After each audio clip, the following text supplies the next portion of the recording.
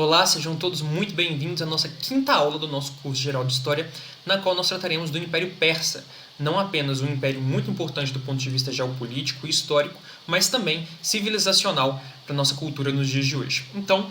nós estamos vendo aí um mapa do Império Persa na sua maior extensão. É importante frisar inicialmente que nós estamos falando dos povos do Planalto Central do atual Irã, e aqui nós temos destacado a Média, e aqui Perses. Inicialmente é o povo Medo que se desenvolve e que cria um império inicial que submete os persas e entra na Mesopotâmia, mas após a revolta do rei de Perses, Ciro o Grande, ele não apenas consegue se revoltar contra os medos, dominar os medos, mas iniciar rapidamente uma expansão que criaria o seu império, o Império Persa, ou também chamado Império Aquemênida. Então, nós estamos vendo aí o estandarte de Ciro o Grande, né, representado aqui em um registro histórico. Foi um dos maiores imperadores do mundo antigo, né, que realmente estabeleceu uma dinastia que durou aí um pouco mais de 200 anos de governo e estabeleceu as bases da cultura, né, administrativa, da forma de governar desse Império Persa. Nós temos aqui as fases de expansão, né, a partir de Ciro, desde a sua revolta contra os Medos em 550 até a sua expansão final pelos seus filhos e netos. Aqui você tem a conquista da Turquia, da Bactria, as margens da civilização hindu, a conquista do Egito, sempre muito importante para o suprimento do império, mas também o início da entrada na região da Grécia, que é a conquista da Trácia, e aí que geraria realmente os grandes confrontos com as cidades-estados gregas. Então aqui nós temos a árvore genealógica. Você tem 13 reis de destaque nessa dinastia, mas que mesmo com guerras civis, mesmo com às vezes quebra na linhagem, todos tentam se remontar a essa família original, dada a importância simbólica dessa rápida expansão que gerou o império. Para a civilização ocidental, os persas são muito conhecidos pelos seus embates com as cidades-estado gregas emergentes. Então nós temos aqui um mapa, né, dessas guerras médicas, que é o período de maior atrito entre o Império Persa, que já dominava toda a Ásia Menor, e a Trácia, inclusive cidades que eram originalmente colônias gregas de língua, religião e cultura gregas. Nós temos, por exemplo, uma cidade importante nessa época, que é a cidade de Halicarnasso, e os sátrapas, né, os governantes de Halicarnasso, que se submetiam ao grande rei da Pérsia, seriam muito importantes. Por exemplo, seria para o rei Mausolo de Halicarnasso que seria construída uma das 7 maravilhas do mundo antigo, que é o mausoléu de Halicarnasso, e é por causa do nome dele que surgiu o termo mausoléu, né, o túmulo do rei Mausolo. Mas também, né, você teria uma das maiores auxiliares da invasão grega de Xerxes, a sátrapa, a rainha Artemísia de Halicarnasso. Então, por exemplo, também aqui a Jônia é uma região de cultura grega submetida ao Império Persa. E o estopim para essas guerras médicas é justamente que uma revolta da Jônia contra o Império Persa é auxiliada pelas cidades-estados gregas. E após suprimir essa revolta na Jônia, o grande rei Dario o Grande, fará uma incursão na Grécia, que será efetivamente barrada na batalha, a famosa Batalha de Marathona. Existem um rol de grandes batalhas que entraram para a história dessas guerras. A primeira delas, a Batalha de Maratona. Posteriormente, o seu filho, o rei Xerxes, também fará uma incursão que será adiada, né, pela heróica resistência dos 300 de Esparta e seus aliados na Batalha das Termópilas, mas que efetivamente depois seria superada até a queima de Atenas, a destruição de Atenas pelo grande rei Xerxes, até os persas serem expulsos efetivamente aí nas batalhas de Salamina e na Batalha de Plateia, encerrando esse período inicial das guerras médicas, apesar de que, apesar desse período do conflito ter encerrado, continuará a haver rusgas e atritos entre o Império Persa e as cidades-estados gregas, às vezes ocasional contra uma cidade, às vezes só contra Esparta, às vezes contra uma liga de cidades, até que, inclusive, uma revolta interna persa do príncipe Ciro o Jovem, que tentou destronar o seu irmão Artaxerxes II, foi utilizando uma companhia mercenária espartana de 10.000, que teria sido imortalizada, né, por um de seus comandantes, Xenofonte, né, que foi um dos maiores autores gregos, que registrou essa jornada dos 10.000, né, entrando aí para a história, apesar de não ter sido frutífera. Por fim, essa tensão acabaria por gerar o ocaso do Império Persa quando a Grécia foi finalmente unificada por Filipe II da Macedônia. O seu filho, o rei Alexandre o Grande, efetivamente invade e consegue conquistar todo o Império Persa. Então nós temos aqui representações desses conflitos por ambos os lados da disputa. Nós temos aqui, né, uma cerâmica grega com um hoplita grego vencendo um guerreiro persa, e aqui nós temos o rei Xerxes vencendo um hoplita grego, cada um, né, fazendo a propaganda das suas vitórias.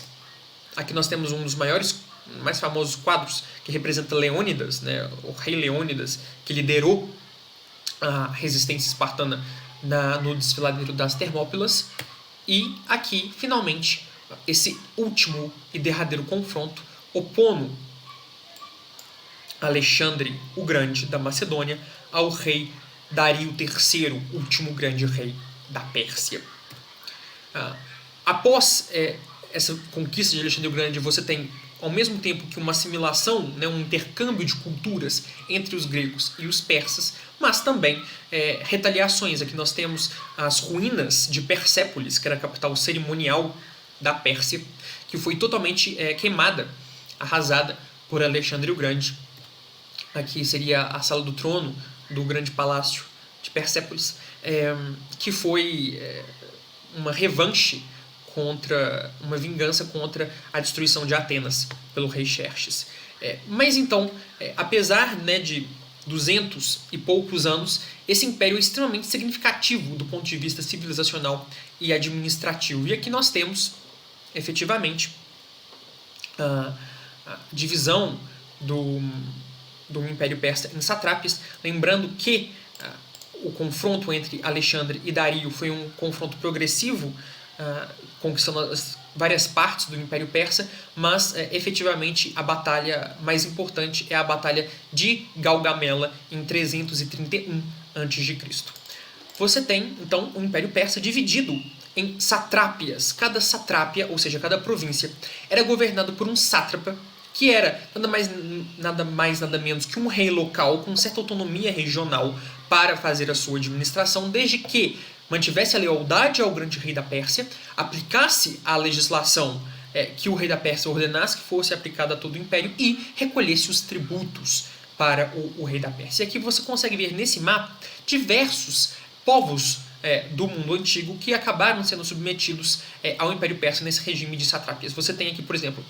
o Egito, a Líbia, você tem os judeus, os fenícios, você tem os lídios, os capadócios, os jônicos, os medos, você tem, né, essa parte interiorana da Ásia, né, na Bactria, que era considerada uma região extremamente exótica do ponto de vista ocidental, até mesmo a beira da civilização hindu. Esses sátrapas, às vezes, também eram criados a título hereditário, então você tem até dinastias de reis locais que se submetem ao rei da Pérsia, e é por isso que o título oficial do rei da Pérsia não é simplesmente rei, mas grande rei, ou então rei dos reis da Pérsia. Você tem então aí a divisão muito bem planejada. Para fortalecer essa administração, criou-se também um regime de estradas. Você tem aqui um mapa da estrada real que liga algumas das principais cidades do Império Persa. interessante apontar que o Império Persa não possui uma capital única, ele possui uma capital itinerante onde estava o grande rei, mas especialmente em 4 grandes cidades, que é a capital Meda, de Ecbatana, a Babilônia, que nós já frisamos em outras aulas, que era uma das maiores cidades do mundo antigo, no ponto de vista extremamente privilegiado no rio Eufrates e numa posição geográfica, né, de bastante acesso a qualquer região do Império, mas também as cidades construídas pelo grande rei Dario, aí Susa e Persépolis. Persépolis era uma capital cerimonial, não era habitada, né, apenas em festas migrava-se a corte para Persépolis, mas como uma capital simbólica, como uma capital cultural, ela era o receptáculo de muita riqueza e de muita simbologia cultural que acabou transformando Persépolis durante esses 200 anos de Império Persa na cidade mais rica do mundo até então. Então você tem esse sistema de estradas que permite uma agilidade da administração e que também permite o primeiro sistema organizado de correios fundados, né, pela administração persa. Não apenas os correios que levava as principais mensagens, os principais éditos, mas também, né, comunicações extraoficiais, aí promovendo o comércio e promovendo a integração entre as províncias, mas também permitia a ação do trabalho dos auditores criados pela administração central persa, que também foi uma inovação extremamente importante, a criação de um cargo chamado de olhos e ouvidos do grande rei, que, em nome do poder central, fiscalizava o governo dos sátrapas locais. Então, esses funcionários que gozavam, né, da estrita confiança do grande rei e se reportavam ao grande rei onde quer que ele estivesse, na capital que ele estivesse, dava conta, né, dos governos dos sátrapas e se eles estavam cumprindo bem as suas funções em relação ao Império Persa, ao tributo, né, ao pagamento dos impostos, à lealdade ao rei da Pérsia, né, o coibimento de rebeliões, etc. Então você tem esse primeiro sistema de auditoria que não apenas nos legou registros históricos em um volume muito razoável, muito útil para a historiografia, mas também utilizava desse sistema de correios. Uma das maiores características próprias do Império Persa foi sua religião, a religião zoroástrica, né, uma religião de natureza maniqueísta, muito famosa por estabelecer não um politeísmo, mas a existência de apenas 2 deuses, o deus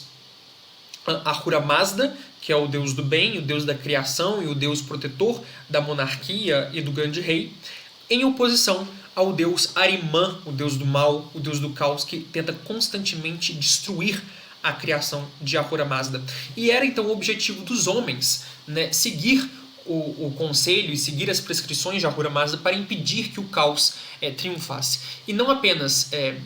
isso gerou uma monolatria, né, um culto exclusivo a Ahura Mazda por parte da administração persa, mas também uma expectativa em uma vida eterna pós-morte como recompensa de Ahura Mazda a quem ele tenha sido fiel. Apesar de ter essa religião oficial, os persas são famosos por ter uma política de tolerância religiosa muito grande. Então todos aqueles povos que nós vimos no mapa das satrápias, eles podiam continuar não apenas tendo o seu governo local, né, o seu rei local, mas também preservar a sua identidade cultural religiosa. E foi através dessa tolerância que, por exemplo, os judeus reconstruíram o templo de Jerusalém. Mas não apenas eles, mas todos os outros povos antigos que tinham suas próprias religiões, suas próprias sistemas de crença, em que depois, né, seriam considerados suas próprias mitologias, mantiveram os seus cultos, como por exemplo o Antigo Egito, como por exemplo, né, os povos ali de colonização grega, etc.